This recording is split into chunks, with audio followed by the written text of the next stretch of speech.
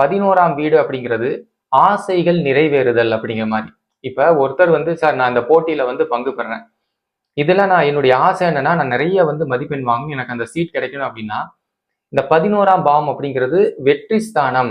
6ஆம் பாவம் அப்படிங்கிறது போட்டி போட்டி போட்டு வெற்றி அடையக்கூடியதான ஒரு ஸ்தானம். 11ஆம் பாவம் அப்படிங்கிறது தன்னுடைய ஆசை வெற்றி அடையக்கூடியதான ஒரு ஸ்தானம் அப்படிங்கிற அப்ப ரெண்டுமே சேர்ந்துச்சு அப்படின்னா நிச்சயமா அந்த இடத்துல ஜாதகருக்கு அந்த போட்டி தேர்வுல வெற்றி கிட்டும் அப்படின்னு.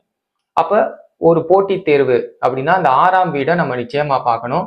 அதனுடைய வலிமை வந்து எவ்வாறு இருக்கு, அதாவது ஜாதகருக்கு சப்போர்ட் பண்ணுதா, அந்த போட்டி தேர்வுக்கு ஜாதகருக்கு நல்ல வந்து வலிமையா சப்போர்ட் பண்ணுதா அப்படிங்கிறத பார்க்கணும்.